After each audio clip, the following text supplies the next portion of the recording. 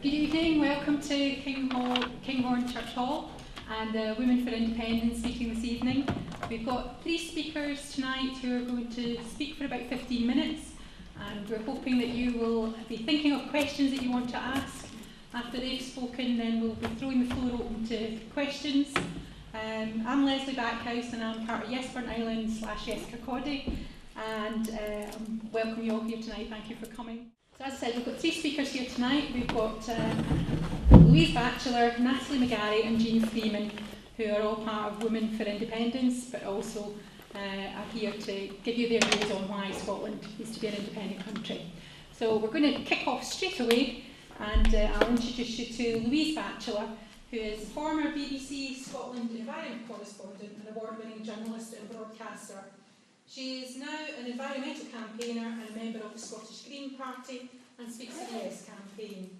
Louise believes that care for the environment and natural resources is fundamental to a healthy society and a healthy economy, and that bringing control of the economy and our political institutions closer to home is the best way to ensure a good future. She says independence is not only necessary but vital, and more people having more say in the outcome is what she wants to see. So I'll pass you over to Louise Batchelor. Leslie, thank you very much. I can't see you for the water jug. Well, good evening, ladies and gentlemen. It's great to see you. What a smashing evening. And it's super to be in Kinghorn for this event. I've spoken at quite a few Yes events now, but none for women. Although I see there are plenty of men here too, so that's fine. But I think the reason is probably because I have tended to focus on green issues right across the board. And so that's where I've been directed by the Yes campaign. But no, this is a great opportunity. Something I saw in the newsagents in my home village of Scotland Well this morning reminded me of why I was looking forward to meeting you here tonight. It was a cartoon by Matt, who works for the Daily Telegraph. And it showed the end of a dinner party, an old-fashioned kind of dinner party. This was the Telegraph after all.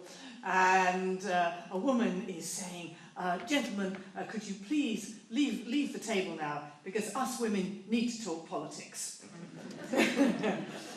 Still on living in the past, time is running out for another crucial vote on September the 18th. And it's the vote by the Royal and Ancient Golf Club to decide whether or not to admit women members for the first time. I feel as if we're living in 2 different Scotlands, actually. There's those of us who are kind of looking ahead and seeing all sorts of radical opportunities for change, and then we have a club trying to decide if women should be allowed to have lunch there or play golf. It's unbelievable. I didn't buy the Tory graph, needless to say, but I did buy the Scottish Daily Mail because I strongly believe I need to know what kind of propaganda they're peddling. Today's offering was a nonsensical story, which they said would be the undoing, it was scupper the SNP and their case for joining Europe. And it was about Juncker, the new EC president, saying that they wouldn't think about admitting any new members for the next 5 years. Big story, I don't know if anyone saw it. It goes all the way down. The last paragraph, it says, a spokesman for Mr Juncker made it clear that he wasn't referring to Scotland in this case.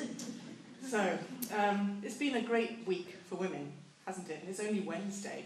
The Anglican Church is going to allow for women bishops, which is great. That means that the 26 bishops, unelected bishops, who sit in the House of Lords and pontificate on our laws, will include some women. So that's got to be progress. And David Cameron, with one eye on next year's general election, has brought some women back into the cabinet, including, shock, a working mother.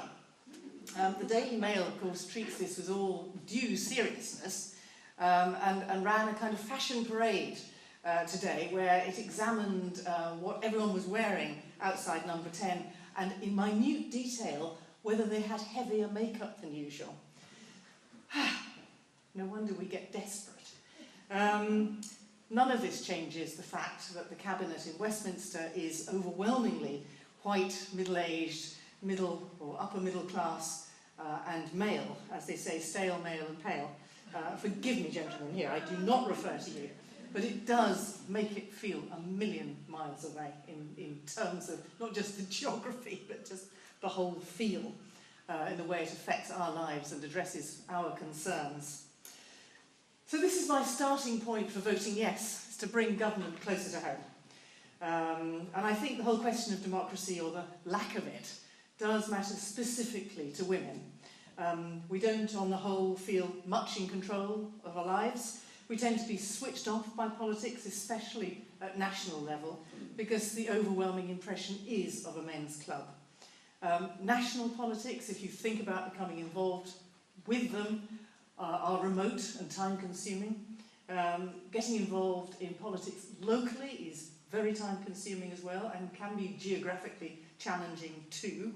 And even if you get involved in your community council, it's long hours, a lot of work for very little reward in terms of what you can actually achieve.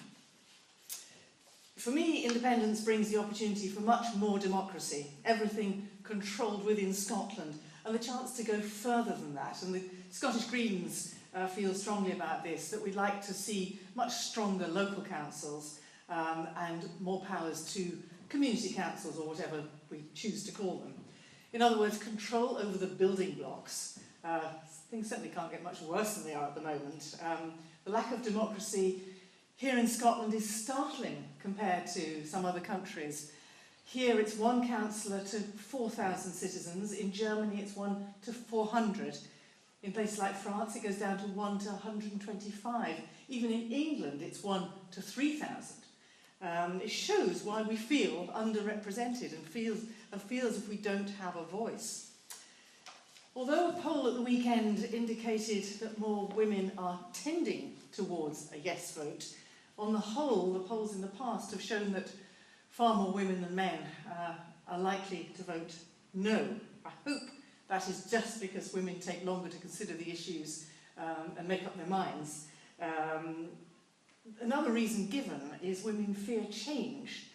And the only way I can see that is that change is inevitable, and our best hope is to have more control over that change. I only have to look at the changes to my working life over the 30 years I was at the BBC. And of course it started in the days of no mobile phones. I was always having to knock on doors if there was a big story and asked to borrow a phone, and no internet. So everything was done in libraries, for goodness sake, But that's just within a generation. I was lucky in that I got a steady job. Didn't feel it at the time, but I was able to get a mortgage for our £18,000 house in Edinburgh. Our kids are never going to get that chance, however steady their jobs are, I don't think.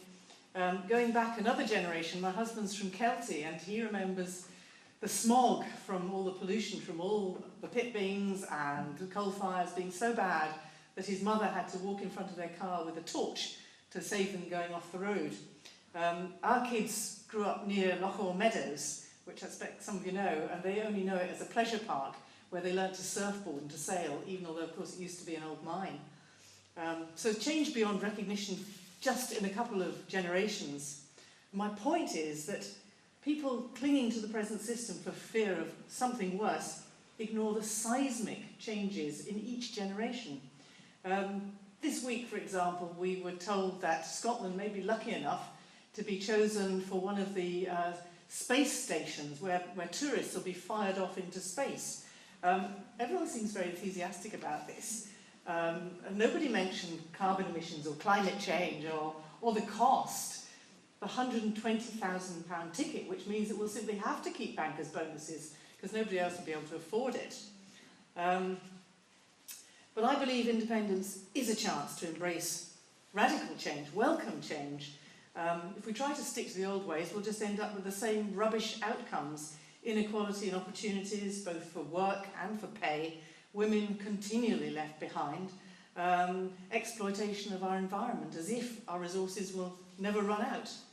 I come at this whole issue from a slightly different direction to the mainstream politicians who are forced to focus on more conventional aspects of the economy, pensions, so on and so forth. I believe, that this goes back to the building blocks, that if you get the environment, our natural resources right, then everything else, from better health to a robust economy, will follow. That doesn't mean I'm not interested in anything else, and I'll touch on that in a moment. And I've indicated that as a Scottish Green, I also want to see political and economic structures and decision-making brought closer to people. As I see it, we've got the very opposite of that at the moment. We're dominated by the economy of the south-east of England, and of course the keystone of that economy is the City of London. Everything else has to serve it. And I think another of the fears that we're told we have is about whether we can afford independence. And that's become kind of shorthand for whether we can afford to prop up the banks in the event of another collapse. And when I say in the event, I really mean when there's another collapse, because under the current system I can't see how that's to be prevented. I think we should be less worried about how we're going to prop up this broken financial system and more concerned about how we can build a new economy, far more diverse and offering far more secure jobs. Why can't we do this under devolution? Basically because Holyrood doesn't control the stuff that matters. It doesn't control tax, it doesn't control welfare and that kind of spending. But back to the environment, and while there are many improvements I'd like to see, for the next few minutes I'm going to focus on those things which can only be improved, in my view, under an independent Scotland. Areas like agriculture, that covers 70% of the country. The starting point for farming policy should be providing as much food for home consumption as possible and making our environment as resilient as possible. And just before we came in, Leslie was reminding me of things that the Fife diet people are doing, you know, and that's just really what it's all about, but there should be so much more of it. When you reach a point where you have to import bumblebees to pollinate your soft fruit, as they do in Angus, because intensive agriculture has ruined the habitat for our native bumblebees and we don't have enough. When you've reached that point, then you know things are seriously wrong. A healthy environment isn't because it's nice, it's because we've knackered the one we've got and we've made ourselves stupidly dependent on the rest of the world for something, you know, as everyday and as natural as a bumblebee. Turning to the hard politics of it, the Common Agricultural Policy has been undergoing its latest reform, and Scotland's farmers have been pleased to win some concessions. But of course the lead minister for negotiations is a DEFRA Secretary of State in Westminster. And to add insult to injury, at the end of last year when Brussels offered to make up the difference that Scottish farmers had suffered over many, many years of being right at the bottom of the subsidy league, and they offered £200 million a year, the DEFRA Secretary of State said thank you very much and decided to divide it amongst all the UK farmers. Anyway, I think we should be negotiating our own deals in Brussels and designing a farming system that better suits Scotland, one less driven by powerful lobbyists, less intensive and more diverse, that offers what we need, not necessarily what farmers want, but what we in Scotland need. Hand in hand with better management of our land goes land reform, and of course we've had a measure of land reform under devolution, which would never have happened if we hadn't had devolution, because there would never have been time and space in Westminster for it. Andy Whiteman, the great land reform expert, points out that we have 19 million acres and 5 million people in Scotland, and 2/3 of the privately held land, rural land, is in the hands of just 1,200 people. I don't know how many folk there are in Burnt Island, but maybe something like that. We think, as Scottish Greens, that we need to take a very hard look at land. We need a fair and more sustainable way of providing public services, and a land value tax seems a good way of doing that. It would stop people holding massive land banks. It would help to end the boom and bust in the housing market. And it would change a pattern which sees, as I said, the biggest concentration of land ownership, in fact, in the whole of Europe. I cannot accept a situation, going back to these mortgages and house prices, a situation where some people have vast acreages while our kids can't afford a small mortgage on a tiny home. Away from land, and we're not very far from the Forth, which just looked fantastic tonight, reminded me we have the bulk of the UK fishing industry in Scotland, but again, a Westminster minister does all the negotiating for us. The whole thing was flawed for the start, of course, when, as part of our conditions for entering the common market, we gave up our 200-mile exclusion zone for fishing. Things haven't really improved since then. Fisheries policy is usually settled in an overnight sitting in Brussels just before Christmas, when everyone's desperate to get home. And of course with the UK minister taking the lead. And you just think, what a way to manage a precious resource like fish. I think we need a European framework, as we do on many things, because depleted fish stocks are a global problem. But within that framework, we need more regional control. And there is to be some under current reforms, but we need our own voice on what happens in our waters. Scots fishermen haven't always been squeaky clean about overfishing, but occasionally you have to listen to them, and especially the Fife fishermen, who were dead right when it came to the fishing out of the haddock, which is no longer landed in Pittenweem. They said this would happen when the Danes, amongst others, were given the rights to fish for industrial quantities of sand eels, which is the feedstuff, or used to be, of whitefish like the haddock, as well as the seabirds. And I remember being out there on the Wee Bankie fishing ground in the North Sea, not so very far from here, when Greenpeace was fighting off the Danes. I was there as a media observer, and it got very nasty, very ugly, which shows just how important a resource it is. At one point, the Danish fishermen lobbed a stick of gelignite into the wee inflatable in which I was sitting. Luckily, someone from Greenpeace recognised it and flung it out again, whereupon it exploded. But it turned out that the Fife fishermen were right. And if you ever used to get Pittenweem haddock, you don't anymore. It now comes from Aberdeen. Our whole food industry will be more important than ever under independence, and that, of course, depends on a healthy environment. For too long, Scotland's been a dumping ground, and many times I've reported on radioactive pollution from Sellafield. That pollutes, the old Windscale pollutes, the Solway Firth, not far down the coast at Dalgety Bay, we've got radioactive aircraft dials polluting the beach there. And it was disturbing to find there was a radioactive leak at the naval nuclear reactor at Dounreay, and that the Ministry of Defence chose not to tell our Scottish government about that. Who knows what they might be concealing about Trident. Earlier this year, people living near the nuclear weapons store at Coolport were startled by a series of loud explosions. They were given no warning and no proper explanation for this. Trident, of course, not only threatens the mass destruction of lives, but it's the single biggest threat to our environment in the event of attack or accident. It's time we were in control of defence, and of course the SNP and the Greens both believe that we should do away with any nuclear defence. Very quickly on energy, we need total control over that. We know we've got phenomenal renewable resources, but we don't have full powers to exploit them. And we also should be able to develop our own local heating and power schemes if we're going to break the hold of the big six. We've got North Sea oil. Scottish Greens don't believe we should exploit every last drop of that, but we should take some. We should have an oil fund, and we should reinvest the money in renewable energy.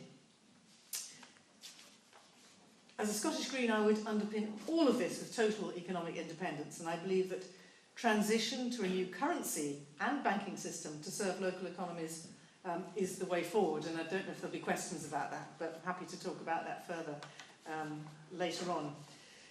Devolution's a start, but I don't think fundamental change could be achieved without full independence. There is, as I say, a growing sense of disconnection between our lives here in Scotland and the machinations of the Westminster government 400 miles away. I actually watched the reshuffle more as a sideshow. I couldn't really see what relevance it had to be any longer. It's funny how just in this whole independence campaign, one's perception has changed. For nearly half the post-war years, of course, we've been ruled by governments that we didn't actually vote for. And there's a prospect of a lurch even further towards the right with the rise of UKIP. Of course, we only have one Tory MP in Scotland. Time and time again, as I say, in the independence debate, people ask, can we afford it? how can we support ourselves? I don't think that's a problem, and the figures back that up, and none of the political leaders have actually said we can't do it. They've just said it's a matter of whether we should do it, and of course the figures from the Government Expenditure and Revenue Scotland reports show that if you include North Sea oil, we're contributing more than we get back. So I think we need to be able to design our own economy, our own tax system, and have our own currency. Under independence, will we have a greener and more pleasant land? Will the birds sing more loudly? Will the sun shine more brightly?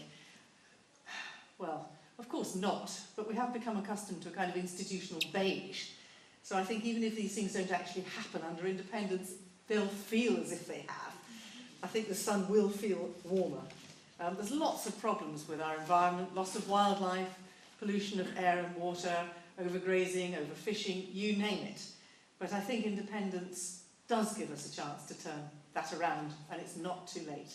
Thank you.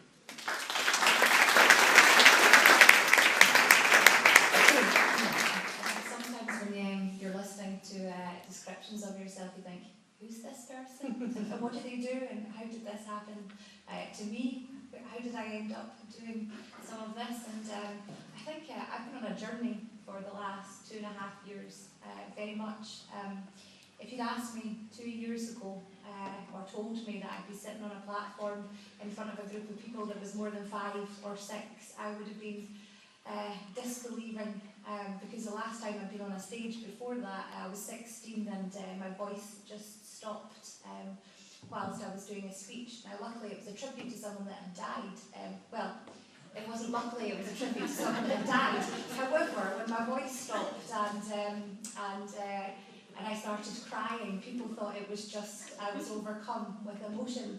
In actual fact, I was humiliated because, I couldn't speak. But they were very forgiving, but I didn't do anything between then and 2012, because every time I thought about speaking, it was like someone had stolen the breath from me. And so over the last 2 years, I've eased myself back into it. I say eased, I've spoken about 70 local meetings, and just kept going. And I'm sure the first ones that I did, I was like, goodness, paper bag, please. But I feel like I've been on a journey that Scotland's been on as well, actually.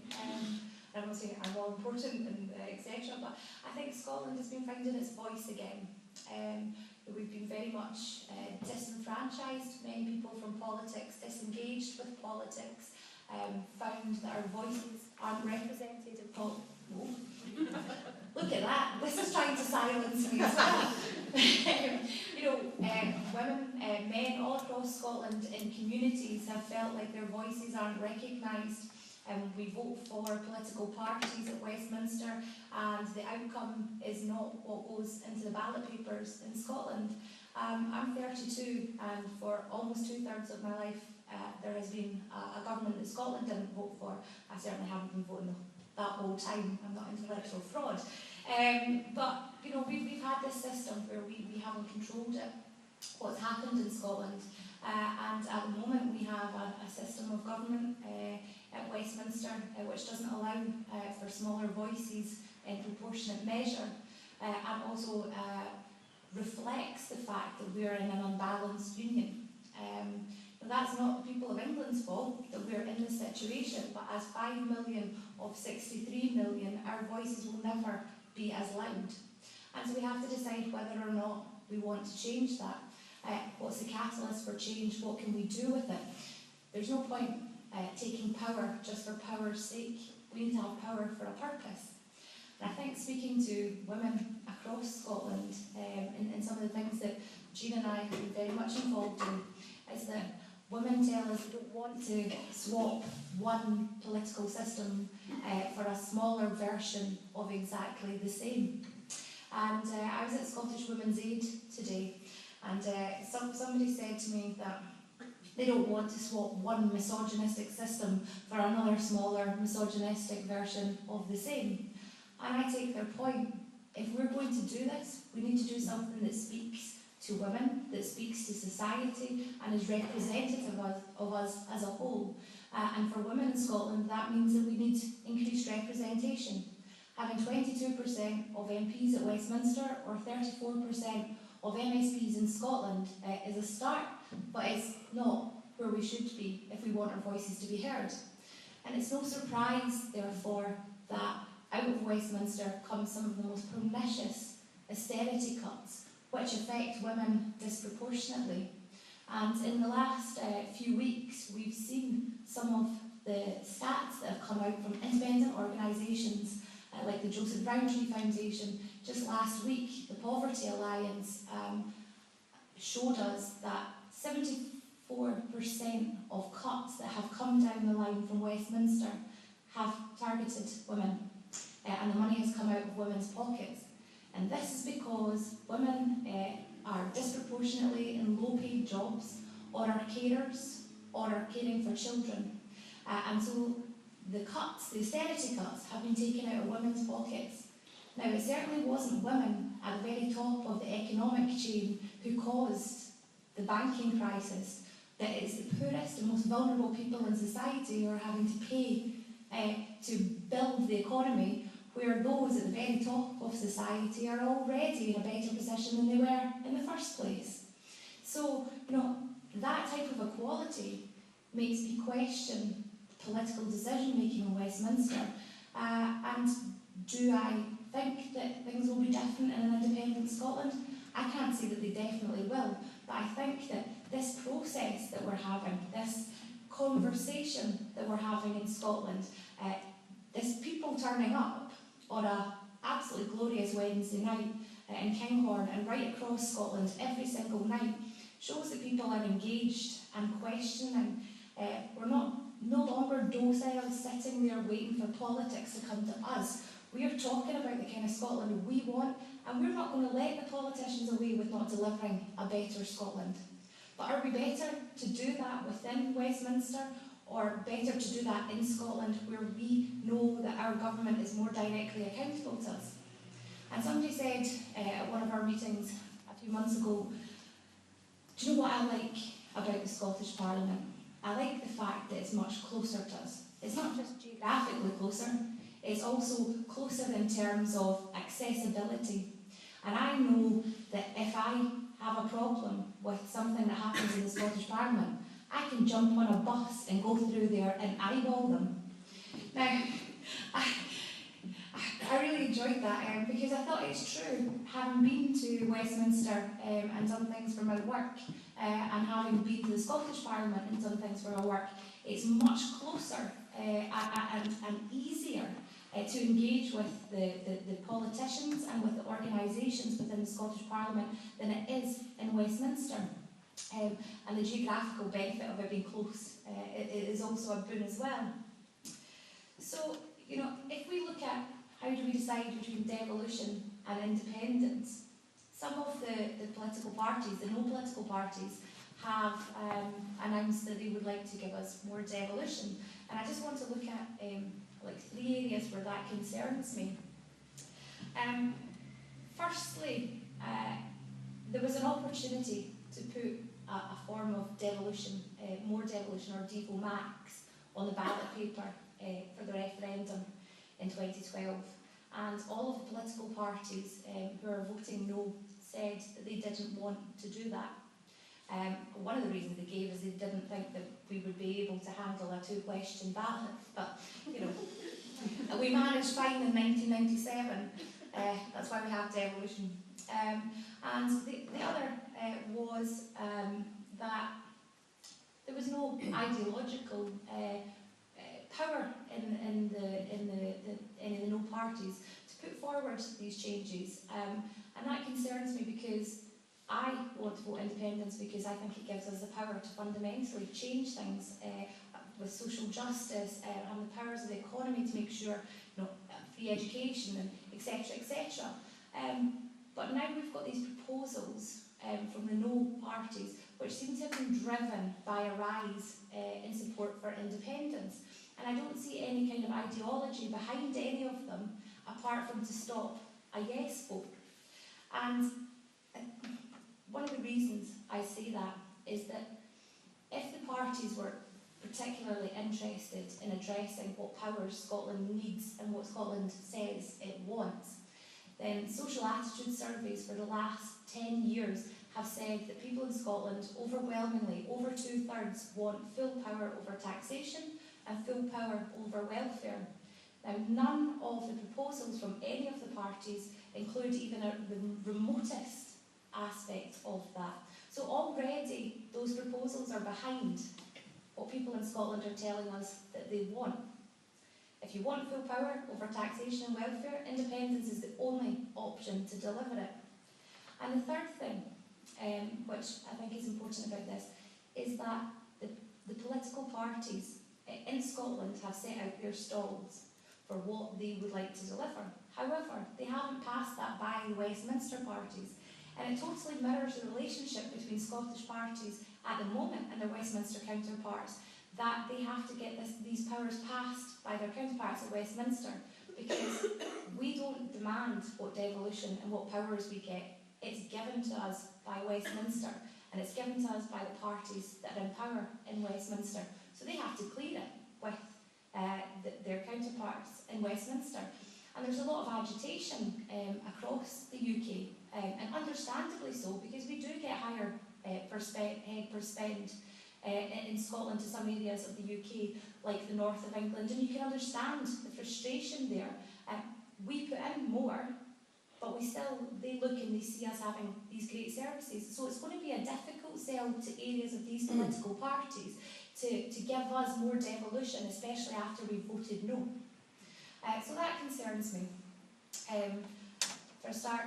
And also, I keep hearing talk about change at Westminster. Change upon change upon change. But change built upon inequality is not change for purpose. And if you look at the record in Westminster over the last 20, 30 years, they've been promising to reform the House of Lords for the last 100 years. The Labour Party came in on this big bandwagon of absolutely changing it, taking away the privilege. And actually the House of Lords is even larger than it was when the Labour Party came in 1997. So, you know, where's the change for that coming from? I don't see the Tories wanting to do it.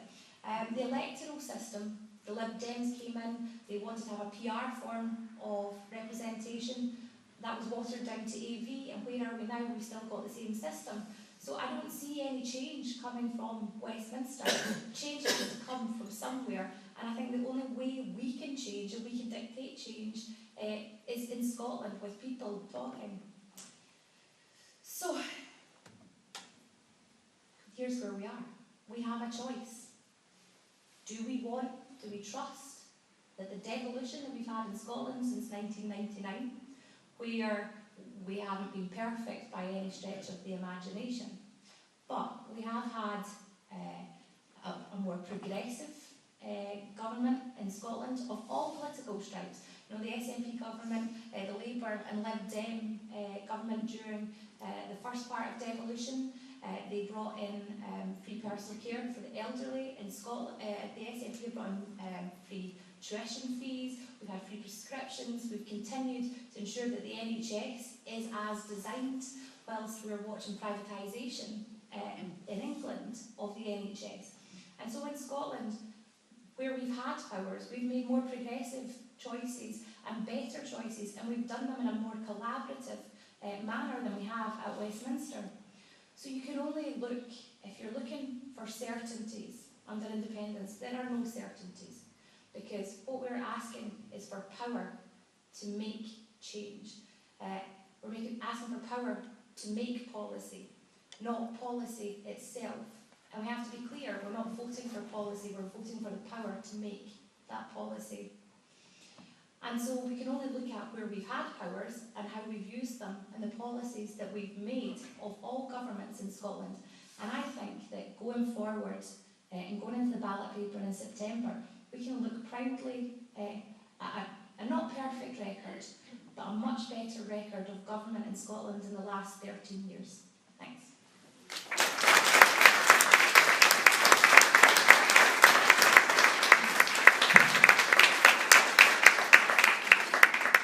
Thanks very very much. You don't believe for a minute that I'm semi-normal, really, do you? Not after that.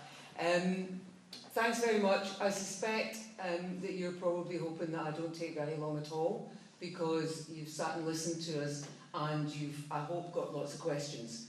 I will try and be as brief as I can be, but I want to tell you a wee bit about why I support independence and why I passionately believe in, as each week of the last 2 years has gone past, that has grown, that belief, that independence is absolutely the right choice for us to make in Scotland.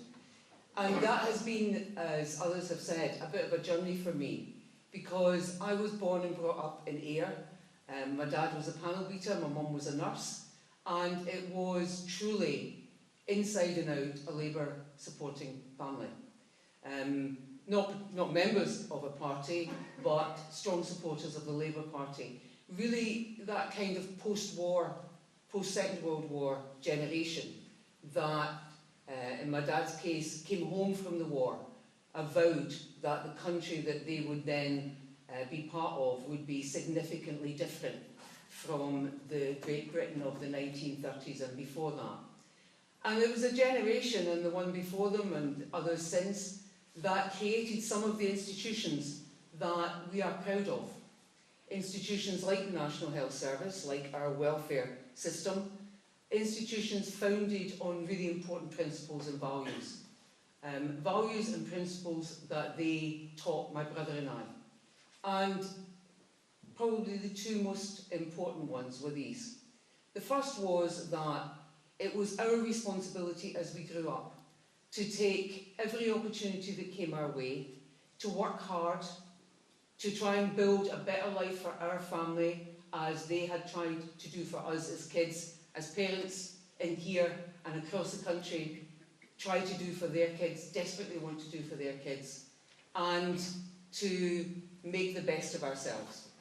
But they also taught us an equally important principle, if you like, or value. And that was that it didn't actually matter at the end of the day how well any of us did, how good a job we had, how comfortable a life, how secure a future. If the communities in which we lived had people who did not have those self-same opportunities and chances, then we weren't rich at all. And so it was about not looking after yourself alone. It was about caring about what happened to other people and working to ensure that any advantage or chance that I had, others could have too. So with that ringing in my ear, I guess, I left home, I trained as a nurse, I finally did a degree, and I ended up, as has been said, in the uniquely privileged position, hugely privileged position, of being a senior political advisor to one of Scotland's First Ministers. And it was that experience of doing that that began to have me think that perhaps we needed more than devolution. And the reasons for that are these two quick ones. One of the things I saw when I worked in government, in a Scottish Parliament and a Scottish Government post-devolution, was that we could make decisions as a people in Scotland closer to the grain of what the voters had voted for. And over the years, I think we've seen that more and more. So, as Natalie has said, we still have a National Health Service in Scotland true to those founding principles after that Second World War. It is available to each and every one of us at the point where we need it. We pay for it collectively through our national insurance contributions. We combine together to provide that for all. If we look south of the border, then what we see is a National Health Service that is being systematically dismantled and chunks of it put out for private companies to bid to deliver. Where now we have the second highest provider of a national health in England is Virgin Health. Now, I have no disrespect, mean none at all, to the doctors and nurses and others who will be employed by Virgin Health to do that job. They'll be doing the very best they can, I'm certain of it. But they're working for a company that is a private company that exists on the basis of the profit that it can make. It's a private company, that's perfectly fair, that's what private companies do. Our health service isn't about existing on the basis of the profit that you can make. Our health service is the personification of our desire to come together, combine together, pay together for something that everyone can use, regardless of whether they can afford it. I also saw that we could make good decisions closer to what people in Scotland had voted for on education, on transport, on environment, albeit not perfect yet, and on the bits of the economy that we have control over under devolution. But I saw too that those good decisions could never go far enough because there were powers that we didn't have. So we could have the best school education system that any one of us could possibly dream up. The most talented teachers, the smallest class sizes, the biggest buildings. But if we've got a child that goes to that school hungry because their mum and dad can't afford to put enough food on the table, that child is not going to get the best out of that education that they could. If they go to school upset because mum and dad are having an argument about granny because somebody in Westminster has said that she's got one bedroom too many that in the house, that'll be the house where she brought her family up, then that child is not going to get the best out of that education. So the decisions that are made in Westminster by governments that the majority of people in Scotland consistently have not voted for matter. There's a democratic argument for independence, and it's not a democratic argument based on the fact that we didn't get our own way. It's a democratic argument based on the fact that the decisions made at Westminster that directly affect the lives of each and every one of us are made by people that we did not vote for. They do not represent what the majority of people in Scotland wanted, and they hamper the capacity of the decisions made by government that we did vote for in Holyrood. They hamper the capacity of those decisions to be as effective as they can be. Our current Scottish Government is spending something like £268 million to mitigate the worst effects of that bedroom tax. I think they're right to do that. I think that is the right thing for them to do.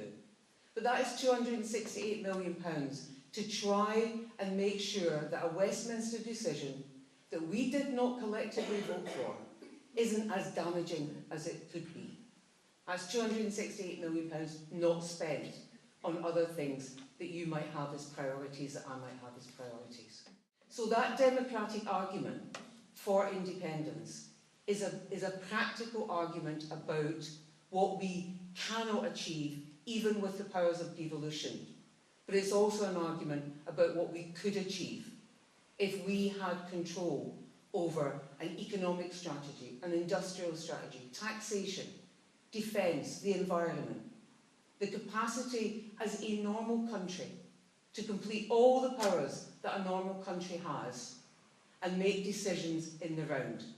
So we could make decisions in Scotland about the kind of welfare system we want that allows those decisions on education to be as fruitful as we would want them to be. We could make decisions about taxation, about what we tax, who we tax, what the thresholds are, how we distribute the wealth of this country, that mean that we provide more fairly for everyone who lives and works here. But we can't do that just now. And the fact that we can't holds back those other decisions. You know, both Natalie and Louise have touched on this. We are in a rich country. We're rich in our natural resources. We are rich in our industries and businesses, in food and drink, in life sciences, in the creative industry, even in manufacturing. I know that the myth is we don't have it, we do. It's just not the way it used to look.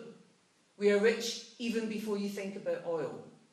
But we are part of a union that is the fourth most unequal in the Western world. My mum's ringing in my ear at this point, saying, "That's no right, hen. That's no right. You cannot be part of something that is rich and also that unequal. It's no fair." It's not only not fair, it's daft. It is frankly daft.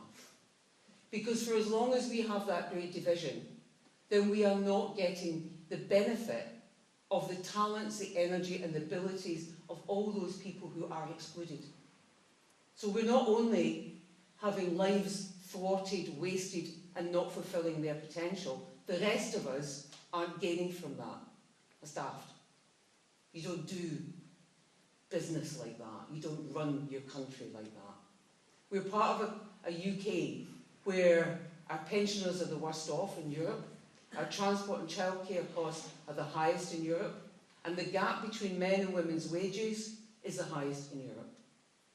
These things don't happen because they fall down from the sky.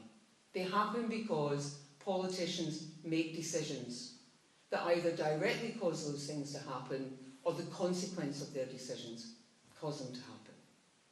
And politicians, you know, at the end of the day, only exist because we vote for them to exist. We take the power that we have and we give it to them. They're damn lucky to get it. Too many of them forget that. We take the power we have and we give it to them and we say, use that wisely in our name. My argument is, consistently, year on year on year, Westminster does not use it wisely in our name. It does not deliver what we in Scotland need. It is time for us to say, we have shown in education, in health, in transport, where we've had powers, we have shown that we are perfectly capable of making good decisions. We will be perfectly capable of making good economic decisions, industrial strategy, defence, whatever those additional powers that complete us as a country that we have to make decisions over. We're capable of doing it, we can afford to do it, and we can, if we have those powers, begin to create the kind of Scotland that collectively we want to live in. Now, we won't all agree on what that kind of Scotland is. That's the brilliant thing about a democratic country. But we have a tradition in Scotland that is a bit more like this. It's a bit more collaborative. It's a bit more about how are we going to work together to do it. But post-independence, post that vote on September the 18th, there's one really important thing that we all have to do. We have to use the fact that we turn up at these things across the country. We come out on good nights, sunny nights and wet nights, and we take part in these discussions, and we have to promise ourselves that after September the 18th, we will not go back to sitting on the settee shouting at the telly. That we will keep doing this. The opportunity with independence is also there to change how we do politics. Politics doesn't belong to politicians. We don't belong to them. We entrust them in our name. So we have to choose that we want to do politics differently. And for women, that matters hugely. We don't like all this yah-boo stuff, petty point scoring. We left that behind in the playground. We haven't any time for it. What we want, that doesn't mean we won't disagree. It doesn't mean we won't have arguments. Of course we will. But we can work together to find ways of making decisions and the kind of decisions that we can make that are collaborative. And it will be for us to insist that that is how we want politics done. So what's stopping us? What holds us back from doing this? We're told a whole bunch of things. Most of them, of course, are nonsense. But in essence, it comes down to this. We can't afford it. Yes, we can. Even the leaders of the Better Together campaign and the leaders of the parties that support a union now don't even particularly push that argument. They acknowledge that Scotland is financially capable of standing on its own 2 feet. So financially capable that there's this thing called whether you get a triple A or a single A. It's a bit of a mysterious kind of exercise, but basically financial clever people look at an economy and they decide what its credit rating is like. It's a version, I guess, of what happens to any one of us if we ever want to have credit. So they have a look and they decide how creditworthy is X country or Y country. Scotland got a triple A. That's pretty damn creditworthy. That's not to say that if we're independent we'll go out and rack up loads of credit. but what it means is that our economy is sound and its prospects are sound. We are capable of making decisions, we can afford to do it, we are not too wee. Some of the most prosperous, fairest and advanced countries in Western Europe are our size or smaller. So why not? My suspicion of why some of us are still undecided, some of us are not sure, is that we're just not confident enough yet. We're just not certain. And into that plays the argument, and at this point it's not my mum that's talking to me, my dad is now burling in his grave, comes the argument that says, don't worry about it, I know you don't like the Tories, I know you're not that keen anymore on the Lib Dems, but just hold on, hold fire, 2015 comes, vote for Labour, all will be well. Except that it won't. Breaks my heart, but it won't. It is the Labour Party at a UK level that has said we will continue the economic policy of the current Tory Lib Dem government. It is the Labour Party at a UK level that has said, and we'll continue with the welfare cuts. It is also that Labour Party that has said, do you know what? Not that sure about this different health service stuff north and south of the border. Think it might be a good idea if we just have one and we don't have that difference. What do you think that one will look like? It will look like that Virgin Health one. So waiting for Labour to come and save us is not going to work. People tell me that independence is risky. My answer to that is staying as part of the union is the risky business. Because that's where we hand power to make decisions to people that we did not vote for. The certainty is having confidence in ourselves, trust in ourselves, to continue the good job that we began in 1999. Expand that to be and have all the powers of a normal country and start building this country anew. So when it comes to September the 18th, let's have confidence based on evidence, but confidence that we can do this. And let's trust in ourselves to be able to create the kind of Scotland that each and every one of us in our hearts really wants. Thanks very much.